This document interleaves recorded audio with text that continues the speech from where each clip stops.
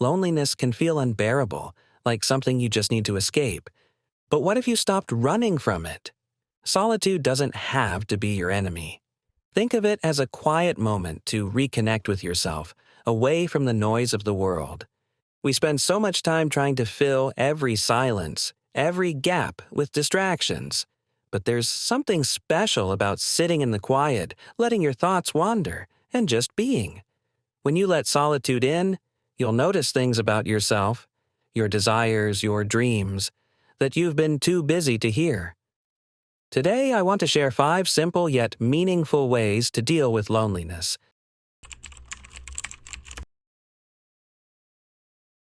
We often fear solitude, imagining it as a place of isolation.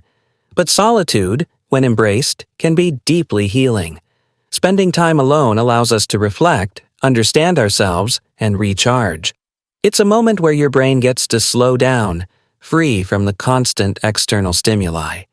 Many people find that solitude sparks creativity and clarity.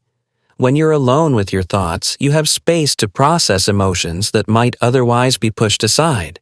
You're giving yourself time to sit with your feelings, even the uncomfortable ones, and understand them. This leads to a deeper connection with yourself, which is essential for healing loneliness. The next time you're feeling lonely, try reframing it as solitude, a quiet, sacred space where you can grow. You're not withdrawing from the world. You're preparing yourself to step back into it, stronger and more self-aware. When loneliness feels heavy, it's easy to focus on what's missing, the people, the experiences, the connections. But here's the thing. When you focus on what you do, have even the smallest things, something changes. Practicing gratitude can actually shift your entire perspective. Gratitude isn't about pretending everything's perfect. It's about acknowledging the small moments of beauty that are still present in your life. Maybe it's the warmth of your morning coffee, the sound of rain on the window, or just the quiet stillness of the day. Write it down. When you practice gratitude, you begin to rewire your brain to notice the good things. Over time, this shift can lighten your loneliness and bring a sense of peace. When loneliness overwhelms us, we often turn to distractions, social media, TV, endless scrolling. But consuming content doesn't fill the void, it usually deepens it. Instead, try creating. Whether it's painting, writing, cooking, or even building something, creation allows you to express what you're feeling inside. You're not just passing time, you're actively engaging with your emotions.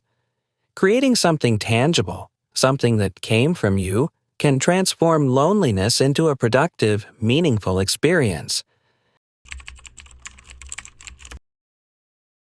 One of the hardest things to do when we're feeling lonely is to reach out. We convince ourselves that no one wants to hear from us, or that we'll be a burden. But the truth? People care more than we think. A simple message, "How have you been?" can make all the difference. Sometimes, just the act of reaching out is enough to remind you that you're not alone. Don't let the fear of rejection stop you. Taking that first step toward connection can open up warmth and support you didn't expect. Loneliness doesn't always mean being physically alone. You can feel lonely even when surrounded by people. This kind of loneliness often comes from feeling misunderstood or disconnected, as if no one truly gets what you're going through. It's important to reframe how you view your relationships. Sometimes we expect others to fill the void within us, but understanding that no one can completely take away your loneliness can be liberating. Mindfulness helps with this. When you observe your thoughts without judgment, you realize that loneliness is often a product of your expectations, not your reality. Once you acknowledge that, you can approach your relationships with more compassion and less pressure, making them stronger, more authentic. Loneliness doesn't have to keep you stuck. It's a feeling we can learn to navigate and grow from. I'd love to know, what do you do when you're feeling alone?